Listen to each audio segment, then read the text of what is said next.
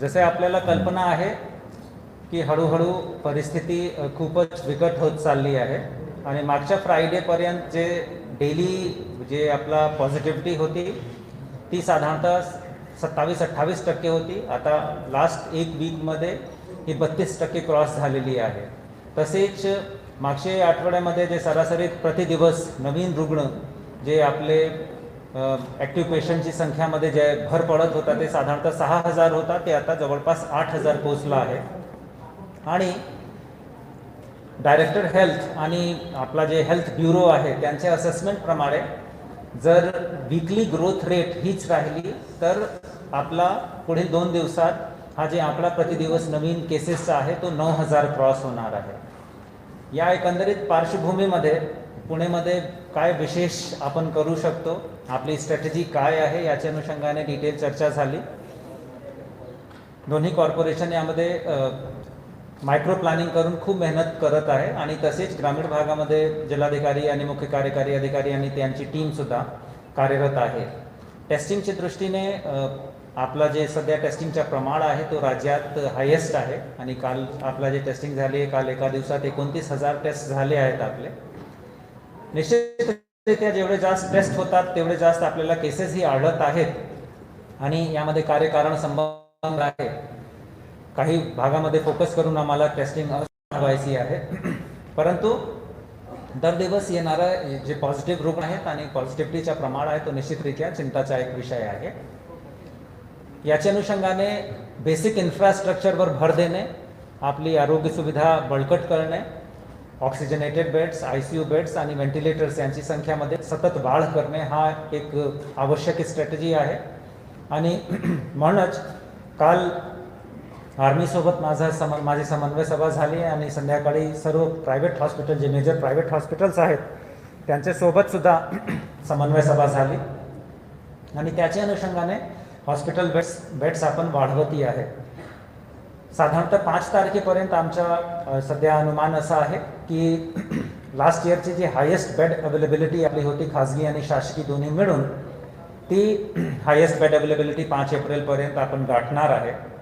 आणि जर केस लोड असेच वाढत राहिला तर निश्चितरित्या काही हॉस्पिटल्सला कम्प्लिटली आपल्याला कोविड हॉस्पिटल अर्थात 100% तो हॉस्पिटल कोविड हॉस्पिटल म्हणूनच डिक्लेअर करावं लागेल. ही सुद्धा पाळी येऊ शकते. दोन्ही जम्बो फॅसिलिटीज, बानेरची आपली डेडिकेटेड कोविड फॅसिलिटी, ऑटो क्लस्टरची डेडिकेटेड कोविड फॅसिलिटी, बालग्रामची फॅसिलिटी, हे सर्व फॅसिलिटीज जवळपास पूर्ण क्षमतेने काम करत आहेत. ग्रामीण भागामध्ये काही लोकेशनवर व्हेंटिलेटर्स सध्या जे त्यांची गरज नाही किंवा ते सध्या इमिडिएटली वापरमध्ये नाही आहेत ते सुद्धा आपण आता हळूहळू सिटी भागासाठी मोबिलाइज करू लागलो आहे.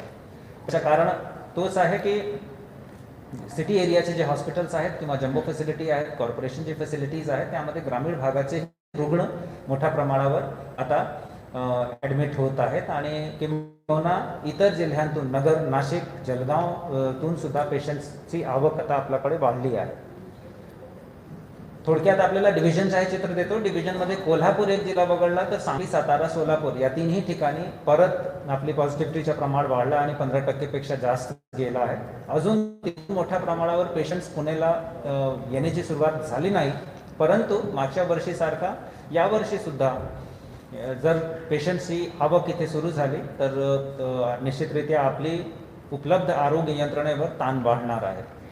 याच्या अनुषंगाने बेड्स मोठ्या प्रमाणावर वाढवणे याच्यावर खूप आम्ही भर देत आहोत. त्याच्यासाठी आज 5 वरिष्ठ डेप्टी कलेक्टर्स यांचा आदेश काढून आणि त्यांना जे महत्त्वपूर्ण आरोग्य युनिट्स आहेत त्यांचं दायित्व आम्ही देणार आहे आणि त्यामध्ये हॉस्पिटलायझेशन, डिस्चार्ज, कोणते दर्जेचे पेशंटला कोणते दर्जेचा बेड उपलब्ध करून देण्यात आलेला आहे, बिलिंग कसे होत आहे, हे सगळी गोष्टीबद्दल ते जे वरिष्ठ अधिकारी आहेत ते नियंत्रण ठेवतील. एकंदरीत कोविड मॅनेजमेंटमध्ये एक अनिवार्य आणि अत्यंत महत्त्वपूर्ण घटक म्हणून वॅक्सिनेशनचा जे प्रोसेस आहे तो सुद्धा समोर आलेला आहे आणि मला हा नमूद करायला आपल्यासमोर चांगलं वाटतं की मागील 10 दिवसापासून जे वॅक्सिनेशनची स्पीड पुणे जिल्ह्याची आहे ते राज्यात हायेस्ट आहे. किंबहुना कुठलेही जिल्ह्याची जर तुलना केली तर देशात आपल्या वॅक्सिनेशनची स्पीड हायेस्ट आहे आणि याला अजून गती देण्यासाठी आमचं नियोजन आहे आणि आम्ही सर्वच लोक त्याच्यासाठी कटिबद्ध आहोत. दोन्ही म्युनिसिपल कमिशनर आणि जिल्हाधिकारी आणि त्यांची टीम बिलकुल बारीक लक्ष ठेवून आहे. काल आपण 57,000पेक्षा जास्त वॅक्सिनेशन केलं आहे. नियोजन असं आहे की पुढील 2 दिवसात आपण 75 ते 80,000 प्रतिदिवसपर्यंत आपण जाऊ आणि त्याचे पुढे 2-3 दिवसात बेस्ड ऑन आपल्याकडे STD सप्लाय आणि आपली टीम चे काम कारकिर्दीवर अवलंबून आहे. परंतु आमचं नियोजन आहे की आम्ही 1 लाखचा आकडा सुद्धा पुढे 3 ते 4 दिवसात आपल्याला टच करायचा आहे. त्याचं रिझन एकच आहे की वॅक्सिनेशनचा स्पीड जर वाढवला तर निश्चितरित्या लोकांमध्ये कॉन्फिडन्स येते आणि तसेच दुर्दैवाने वॅक्सिनेशन नंतर जर लागण झाली तर लक्षण खूप सौम्य असतात आणि जे हॉस्पिटलायझेशन चा लोड आहे तो निश्चितरित्या कमी होतो किंवा त्या माणसाची परिस्थिती डिटेरियोरेट होण्याची जी शक्यता आहे ते सुद्धा निश्चितरित्या कमी होते आणि माणसाच्या लाईफ सेव्ह करायला आपल्याला यश मिळते. म्हणून नियोजन असं आहे की 18 वर्षपेक्षा जास्तची पुणे जिल्ह्याची जे पॉप्युलेशन आहे जे साधारणतः 74 ते 76 लाख लोक आहेत यांना पुढील 100 दिवसात निश्चितरित्या आपला प्रयत्न असा राहणार आहे की हे कंप्लीट जे आपली वयस्क पॉप्युलेशन आहे एलिजिबल पॉप्युलेशन आहे आम्ही मिशन 100 डेज हाच आखला आहे आणि आपला प्रयत्न असा राहणार आहे की बाय मिड जून किंवा त्याच्यापेक्षा काही दिवस अगोदरच हा कंप्लीट केला पाहिजे. आणि याचा उल्लेख मी याच्यामुळेच करत आहे कारण हा एकंदरीत कोविड मॅनेजमेंटचा अत्यंत महत्त्वपूर्ण घटक आहे. आता हा जे एक मागील 1 आठवड्याभराचा आढावा झालेला आहे त्याच्या आधारावर पुण्यामध्ये bed management, hospital management, contact tracing, testing, vaccination हा करणे व्यतिरिक्त अजून काय करायचं आहे आणि ज्याच्यामुळे किमान आपला जे संसर्ग आहे तो त्याला थोडासा आळा बसेल किंवा त्याच्या प्रसारची जी गती आहे ते कमी होईल. याच्यासाठी काही पाऊल आज उचलण्याचा सामूहिक निर्णय घेण्यात आलेला आहे. त्यामध्ये माननीय पालकमंत्री महोदय, 3-4 माननीय खासदारही होते, 2 माननीय महापौरही होते आणि खूप बरेच वेळ विचार मीमांसा करून जनतेला कमीत कमी त्रास झाला पाहिजे मात्र जे सध्या कोविडचे प्रसारची गती आहे त्यालाही नियंत्रणात आणण्यामध्ये यश मिळालं पाहिजे आणि त्याच्या अनुषंगाने प्रयत्न हा राहिला आहे की आपण एक मध्यम मार्ग एक गोल्डन मीन आपण साध्य करूया. त्याच्या अनुषंगाने काही विषय आहे ते आपल्यासमोर मी मांडतो. काही प्रशासकीय विषय आहे जसे मायक्रो कंटेनमेंटची जी पॉलिसी आमची आहे त्याला अजून कडक करायचं आहे. जे सोसायटीज आहेत, फ्लॅट्स आहेत जिथे केसेस आढळला आहे तिथे महानगरपालिकेची टीम ते जास्त सतर्क राहून आणि मायक्रो कंटेनमेंट जे आहे ते त्याची अंमलबजावणी करतील.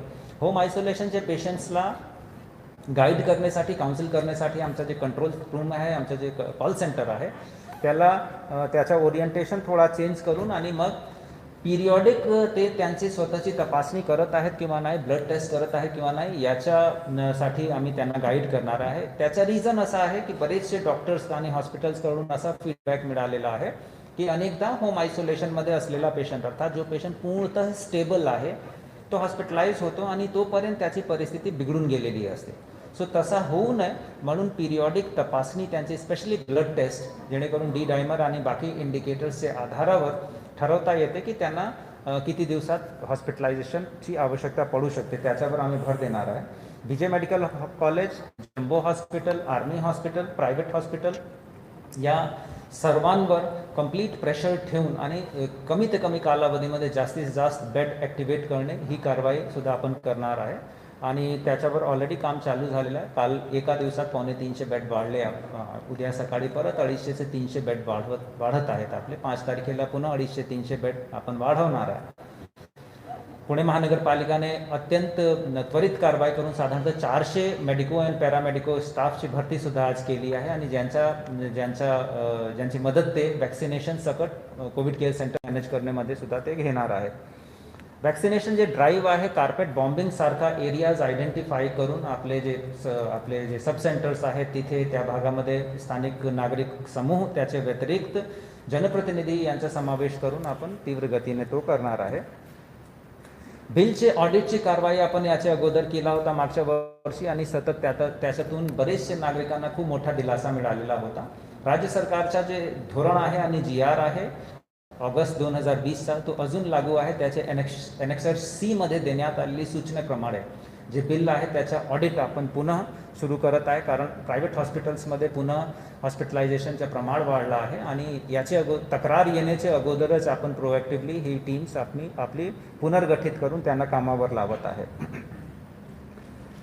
सुपर स्प्रेडर्सची टेस्टिंग याच्यावर फोकस करणे आणि तसेच जे मुख्य स्थापना आहेत तिथे त्या लोकांना हा दायित्व देणे की त्यांनी त्यांच्याकडचा जे कामगार वर्ग आहे त्यांची वेळोवेळी आठवड्यामध्ये किमान एकदा, ही शिफारिश आम्ही स्ट्रॉंगली करणार की किमान एकदा त्यांनी त्यांची तपासणी करून घ्यावी, जेणेकरून या सुपर स्प्रेडर्स यांच्याकडून जे संसर्ग आहे तो पसरणार नाही आणि तसे ते स्वतःही सुरक्षित राहतील.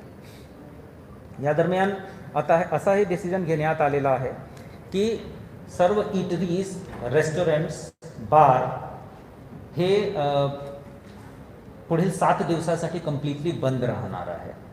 मात्र पार्सल सेवा, होम डिलिव्हरी सर्व्हिस तिथे चालणार आहे. अर्थात इटरीमध्ये येऊन, रेस्टॉरंट बारमध्ये येऊन आपण जेवण करू शकत नाही, कारण जेवायला बसल्यानं दाट शक्यता असते आणि तो दिसतही आहे आपल्याला. म्हणून 7 दिवसासाठी हे सर्वच युनिट्स कम्प्लिटली बंद असतील आणि होम डिलिव्हरी सुरू राहणार आहे. मॉल्स आणि सिनेमा हॉल सुद्धा कम्प्लिटली या कालावधीमध्ये पुढील 7 दिवसासाठी बंद राहणार आहे.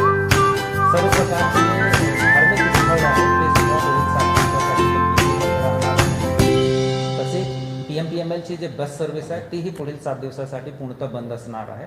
मात्र इसेन्शियल कामासाठी ज्या फॅक्टरी, ज्या इंडस्ट्री किंवा ज्या हॉस्पिटल यांना त्यांचे कामगार वर्गासाठी बसेसची किंवा सार्वजनिक वाहतूकची आवश्यकता असेल तर त्यांनी 7 दिवसासाठी हे बसेस अधिग्रहित करून किंवा भाडेवर घेऊन त्यांचे कामगाराची साठी व्यवस्था करावी. कामगारांना याच्या अनुषंगाने त्रास होणार नाही. मेजॉरिटी इंडस्ट्रीजकडे त्यांचा बस सर्व्हिस वगैरे आहे आणि मागच्या वर्षी आपण पाहिलं आहे. सो याच्यामुळे फार काही त्रास होईल असा वाटत नाही आणि ही कालावधी फार छोटी आहे. आपण 7 दिवसाचाच आपण हा निर्णय सध्या घेतला आहे. जे आठवडी बाजार आहे ते सुद्धा या कालावधीमध्ये बंद असणार आहे आणि त्याचे व्यतिरिक्त जे महानगरपालिकाची मंडई आहेत आणि शॉप्स जे असतात जिथे भाजीपाला आणि बाकी गोष्टी विकतात तिथे सामाजिक अंतर याची खात्री केल्यानंतर महानगरपालिकेची जी टीम आहे तिथे कंप्लीट जे तपासणी आहे, जे कोविड अप्रोप्रिएट बिहेवियर आहे, सोशल डिस्टन्सिंग आहे, हँड सॅनिटायझेशन आहे, ही सगळी व्यवस्था महानगरपालिकेमार्फत करण्यात येणार आहे. आणि एक अजून विषय की मॅरेज आणि अंतिम संस्कार हे 2 गोष्टी सोडून बाकी कुठल्याही प्रकारचे इतर सामाजिक, धार्मिक, सांस्कृतिक, राजनैतिक कुठल्याही कार्यक्रमाला या कालावधीमध्ये अजिबात परवानगी राहणार नाही. मात्र दुर्दैवी घटनामुळे एखाद्या व्यक्तीची मृत्यू होते तर आपण त्याला थांबवू शकत नाही. त्यामध्ये जे निर्बंध होते की 20 व्यक्तीपेक्षा जास्त त्यामध्ये समावेशित होऊ शकत नाही, तो निर्बंध अजून लागू आहे.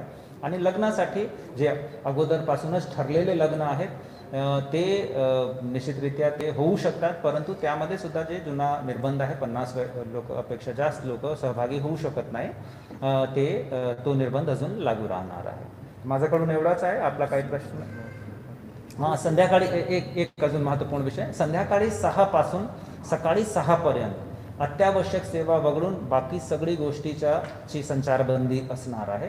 अत्यावश्यक सेवा म्हणजे हॉस्पिटल, मेडिसिन घेण्यासाठी, न्यूजपेपर विक्रेते, दूध विक्रेते या किंवा एखादा इतर अत्यावश्यक विषयासाठी एखाद्या व्यक्तीला बाहेर जर पडावा लागला तर ते बाहेर येऊ शकतात.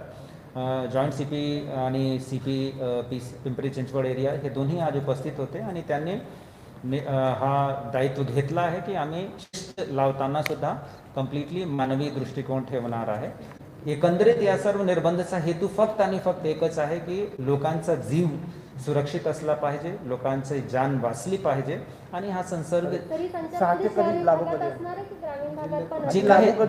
जे काही निर्णय आहेत हे पूर्ण जिल्ह्यासाठी आहेत आणि हे सगळे हा सर्व निर्णय 7 दिवसासाठी आहेत. पुढे उद्यापासून हे सर्व निर्णय उद्यापासून लागू होणार आहेत आणि या सर्व निर्णयांचा एक समीक्षा याचा एक आढावा पुढील शुक्रवारी पुन्हा एकदा होईल आणि तेव्हा परिस्थिती पाहून आपण डिसिजन घेणार. आणि तसेच हे सर्व निर्णय जिल्ह्याला एक युनिट म्हणून गृहीत धरून, कारण सिटी आणि ग्रामीणमध्ये रोगचे प्रसारमध्ये फार काही फरक आहे असा दिसत नाही, ग्रामीणमध्ये रोगाचा प्रसार झाला तर शेवटी सिटीचा लोड वाढतो. तर आज प्रिकॉशनरी स्टेप म्हणून एक युनिट म्हणून आपण जिल्ह्यासाठी निर्णय घेत आहोत. सांगली सातारा कोल्हापूरच्या बाबतीत काय निर्णय परत काही सांगली सातारा सोलापूरबद्दल आजची बैठकीत निर्णय नाही झालेला आहे. सांगली सातारा कोल्हापूर याच्यासाठी माझा रेग्युलर रिव्ह्यू जिल्हाधिकाऱ्यांसोबत सुरू आहे. संध्याकाळी 6 ते 6 सकाळी 6 संचारबंदी आहे, जमावबंदी आहे, काय करावं आता? ऑलरेडी जमाबंदी आहे from 8 PM onward by the state government. So now this is आपली संचारबंदी असेल बिकॉज जमाबंदी इज ऑलरेडी देयर. जमाबंदी इज फ्रॉम 8 PM टू संध्याकाळी 6 पासून सकाळी 6 पर्यंत पुढील 7 दिवसात अत्यावश्यक सेवा वगळून संचारबंदी आहे. दिवसात आपण जमावबंदी ठेवणार आहे. दिवसात सुद्धा अनावश्यक 5 पेक्षा जास्त लोक एका ठिकाणी जमा होऊ शकत नाही. दिवसामध्ये. जी सर नॉन इसेन्शियल जे शॉप्स आहेत ते सगळे 6च्या आधी बंद करणं आता कंपल्सरी असेल, right? Now that we are imposing. Yes yes. Sir what about inter district travel sir? अत्यावश्यक सेवेमध्ये पार्सल सेवा सुरू असेल. अत्यावश्यक सेवामध्ये पार्सल सेवा निश्चितरित्या सुरू असेल. कारण आपण हॉटेल रेस्टॉरंट बंद करत आहे, तर जे IT चा क्राऊड आहे, स्टुडंट्स आहेत, जे जेवण स्वयंपाक करत नाही, जे बाहेरून मागवतात, त्यांना गैरसोय झाली नाही पाहिजे म्हणून ती सेवा सुरू राहणार. जिल्हांतर्गत एसटी बस सेवा सीएम पण बंद असली तरी एसटी सेवा सुरू राहणार आहे, तर त्याच्यावर काही निर्बंध असणार आहेत किंवा काय करत? ST सेवा वर कुठलाही निर्बंध नसणार. इंटर डिस्ट्रिक्ट ही आणि इंट्रा डिस्ट्रिक्ट सुद्धा नाही. त्याचं कारण असं आहे की ST मध्ये जे लोक प्रवास करतात ते दैनंदिन प्रवास करत नाही. ते लोक एक ओरिजिन पॉईंटतून डेस्टिनेशनवर जातात.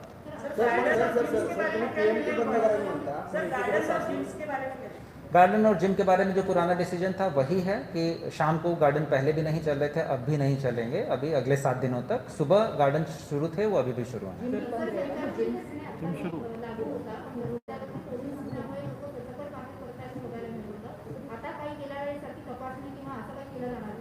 बताएंगे, आप बोलेंगे.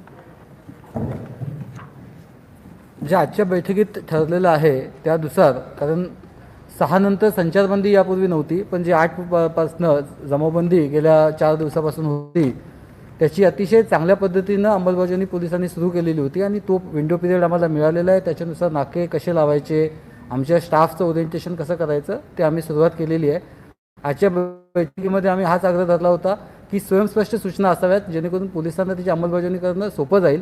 त्याच वेळेला जसं विभागीय आयुक्त साहेबांनी सांगितलं की मानवीय दृष्टिकोन जो आहे तो ठेवला जाईल, कारण या ठिकाणी चुकून जरी उल्लंघन होत असेल तर त्याच्यासाठी आमच्याकडून सूचना दिल्या गेल्या पाहिजेत. सोशल मीडियाचा, माध्यमांचा जास्तीत जास्त वापर केला गेला पाहिजे आणि जर समजा ते उल्लंघन चुकून झालेलं आहे असेल तर त्यावेळेला तो मानवीय दृष्टिकोन असेल. जसं आता विचारलेल्या प्रश्नाचं साधं सोपं उत्तर असं आहे की संचारबंदीची अंमलबजावणी करण्यासाठी जिथे चेकपोस्ट नेमले पाहिजे ते नेमले जातील. गाड्यांची पेट्रोलिंग असणार आहे. जास्त अतिरिक्त जे काही मनुष्यबळ आपल्याला याच्याकरता स्पेशल पोलीस ऑफिसर म्हणून घ्यायला हवं ते आम्ही घेणार आहोत. जास्तीत जास्त अनाऊन्समेंट्स आम्ही करणार आहोत आणि उद्यापासून असल्यामुळे हा थोडा विंडो पिरियड तुमच्या माध्यमातून आम्हाला मिळेल आणि त्यामध्ये ज्या कारण ही जशी ऑर्डर निघेल त्या ऑर्डरमध्ये ज्या रेस्ट्रिक्शन्स म्हणजे एक्झम्पशन्स आहेत ते एक्झम्पशन्स 100% आम्ही त्या लोकांना कुठलाही त्रास होऊ देणार नाही आणि इतर लोकांनी उल्लंघन करू नये याच्यासाठी जास्तीत जास्त जनप्रबोधन करू. शिफ्टमध्ये चालणारे ऑफिस एस्टॅब्लिशमेंट जे आहेत शिफ्टमध्ये चालणार आहेत त्यांचं काय निर्णय? जे कार्यालय आहे ते बिलकुल त्याच्यावर निर्बंध नाही आहे. जे आधीच्या निर्बंध होतात जिथे असेल की 50% क्षमतेने काही चालू आहेत किंवा जर निर्बंध नसेल तर कार्यालयावर कुठलाही निर्बंध नाही लावला. 6 नंतर सुद्धा जर एखादा कर्मचारी घरी परत जात असेल आणि त्यांच्याकडे आय कार्ड असेल तर पोलीस त्यांना अजिबात त्रास देणार नाही.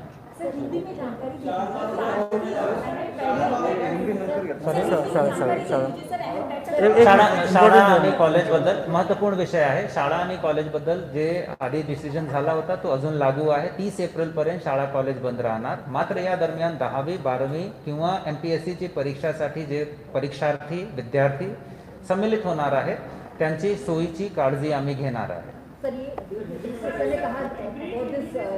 जमाबंदी आपने बोला डे टाइम में भी आप बोल रहे थे, तो इट्स वेरी सिंपल. जो डे टाइम में बोल रहे हैं हम लोग वी आर एक्सपेक्टिंग कि 5 से ज़्यादा लोग अनावश्यक लोग जब इकट्ठे होते हैं तो संसर्ग के चांसेस बढ़ते हैं. हमारा हेतु सिर्फ और सिर्फ इतना है, घर पे रहिए, सुरक्षित रहिए.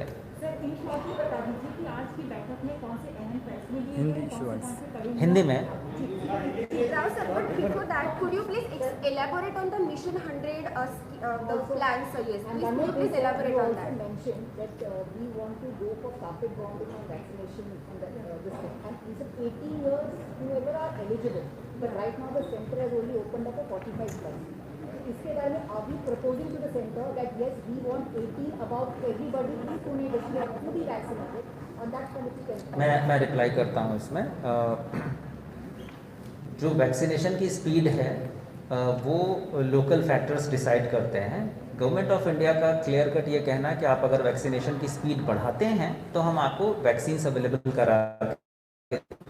अब इसमें भले ही अभी हमारे पास 45 ईयर प्लस की पॉपुलेशन को परमिशन मिली है, 45 ईयर प्लस की पॉपुलेशन भी पुणे ज़िले में 28 लाख है।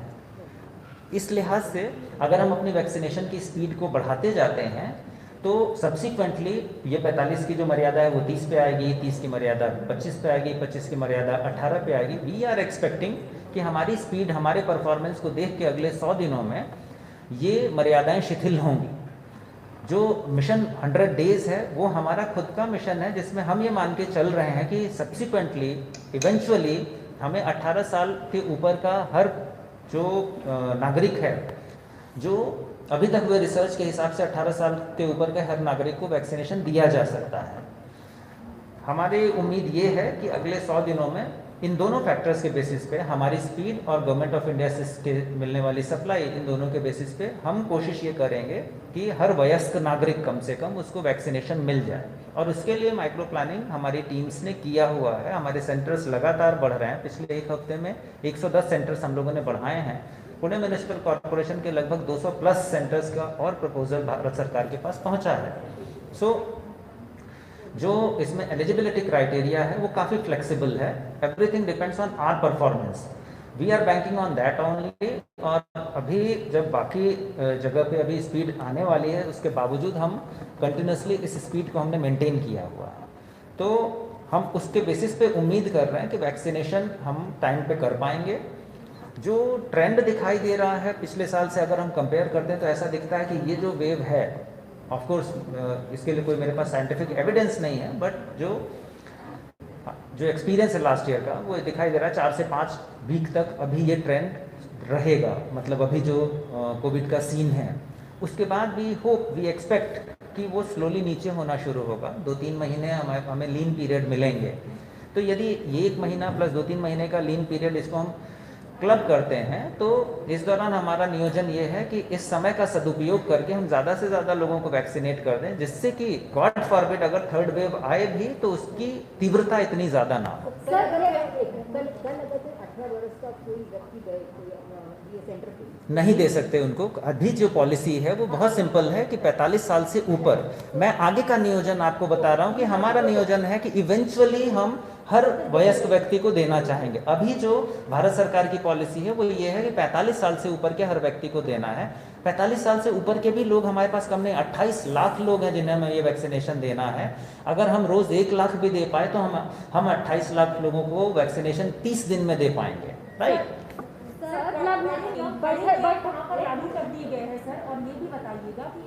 मैं जरूर बताता हूँ।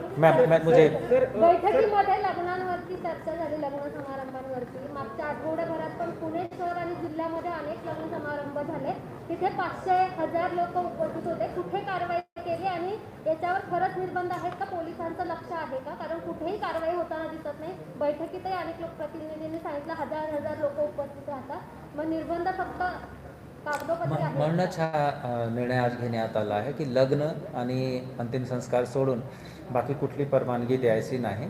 आता जग इतर सगळी परवानगी थांबली, फक्त लग्नाचीच परवानगी द्यायची असेल तर आपण जास्त त्याच्यावर नियंत्रण ठेवू शकतो।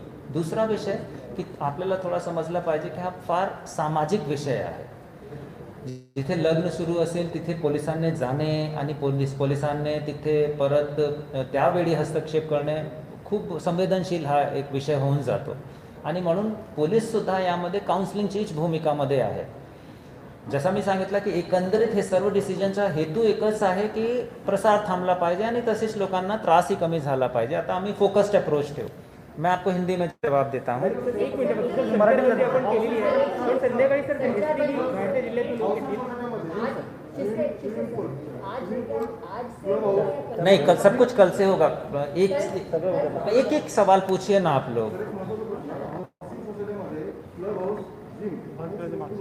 पिछली बार ही बंद थे, अभी जो जे निर्बंध होते ते अजून लागू आहेत. क्लब हाऊस, जिम, स्विमिंग पूल, प्राइवेट हाउसिंग सोसायटीचे बंद राहणार आहे. ये सभी डिसीजन जो है निशा, ये कल से लागू होंगे. कोचिंग क्लासेस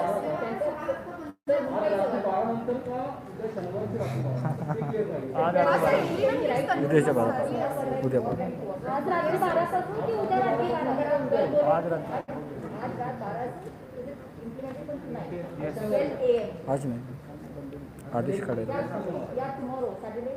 सैटरडे 12 AM और फ्राइडे मतलब देखिए 6 से 6 बंदी है ना, तो कल शाम 6 बजे शुरुआत होगी उसकी. Tomorrow will be the first.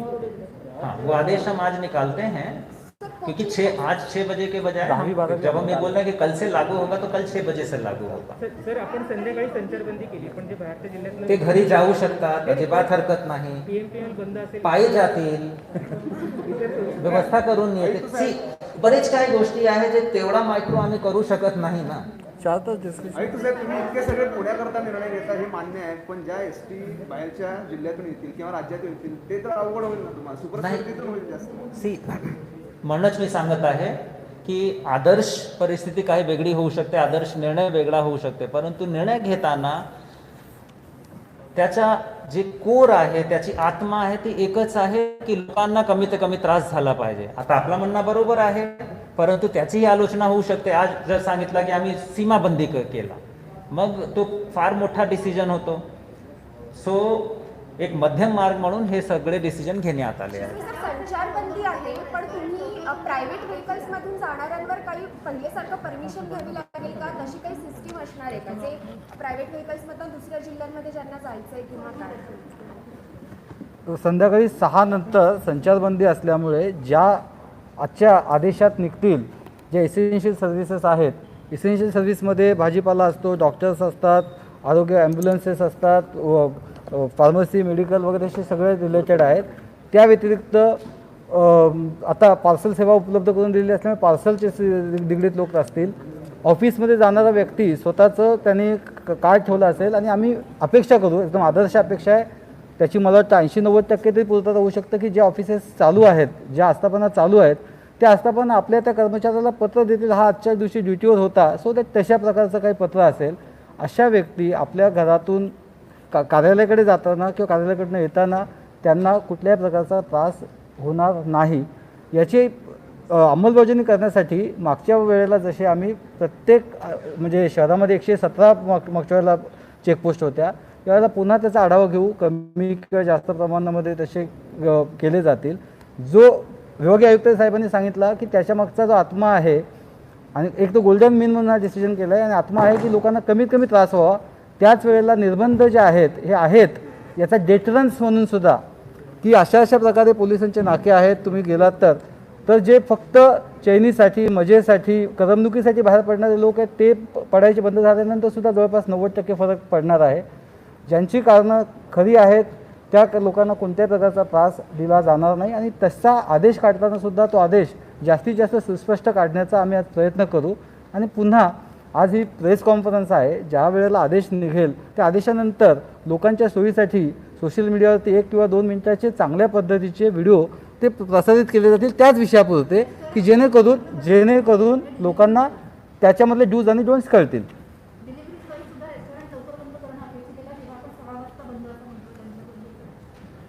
जर पार्सल सेवा सुरू आहे तर जे जुने नियम आहेत, जे 10 वाजण्यापर्यंत ते राहतील. आस्थापना सुरू राहील, याच्यामध्ये आस्थापना बंद करण्याच्या वेळेचे आदेश पूर्वीचे सुरू राहतील. पुण्यामध्ये कोरोना रुग्णांसाठी एकूण बेड किती उपलब्ध आहे, एकूण त्याच्यामध्ये आता अवेलेबल किती आहे? मी आपल्याला माझं जे प्रेझेंटेशन आहे त्याचा रेलेव्हंट पोर्शन आपल्याला पाठवून देतो, म्हणजे आकडे देण्याऐवजी आता अवेलेबल आहे. जिला माहिती अधिकाऱ्यांमार्फत आपल्याला ती स्लाइड्स आपल्याला देतो. हिंदी में आपको मैं क्विकली बता देता हूँ वाइंड अप करने के लिए. हमारे माननीय उप मुख्यमंत्री महोदय, उनकी अध्यक्षता में सभी सम्मानित एमपीज और सम्मानित एमएलएज जो सिटी एरिया के हैं, इनकी उपस्थिति में बहुत व्यापक चर्चा की गई कोरोना की परिस्थिति को हैंडल करने के लिए जो रणनीति हमारे होनी चाहिए, और इसके 2-3 पक्ष हैं। एक, हमारी जो आधारभूत संरचना है उसको किस तरीके से हमें क्रमिक रूप से उसको मजबूत बनाना है, ये पहला उसका एस्पेक्ट है। और उसका दूसरा है कि हमें जो हमारा अभी टीकाकरण का हमारा अभियान है उसको किस तरीके से गति दी जा सकती है। और तीसरा कि प्रसार को रोकने के लिए किस प्रकार के नए प्रतिबंध हमें जो एक सामान्य जनजीवन है उसके ऊपर लगाने हैं। इन तीनों ही पक्षों पे काफ़ी व्यापक चर्चा की गई, काफ़ी करके रखे। इसके अलावा जो पुरानी सूचनाएं थी, अर्थात जिम है, स्विमिंग पूल है, क्लब है, प्राइवेट सोसाइटीज़ में ये बंद रखने की, वो सूचनाएं अभी भी लागू हैं। जो शाम को 6 बजे से सुबह 6 बजे, ये 12 घंटे के लिए अत्यावश्यक सेवाओं को छोड़कर बाकी किसी भी काम से बाहर निकलने की परमिशन नहीं है और संचार बंदी रहेगी। हालांकि इस दौरान पुलिस जो है वो एक मानवीय दृष्टिकोण रख के और मौके पे डिसीजन लेगी, लेकिन पालक मंत्री महोदय की स्पष्ट सूचना है कि किसी भी प्रकार की यहाँ पे मतलब अतिरिक्त कार्रवाई पुलिस के द्वारा ना की जाए। इसके अलावा इस सारे जो स्टेप्स लिए जा रहे हैं, इन स्टेप्स का परिणाम क्या हो रहा है, ये अगले शुक्रवार को इसकी समीक्षा की जाएगी और उसके उपरांत आगे का निर्णय लिया जाएगा। धन्यवाद।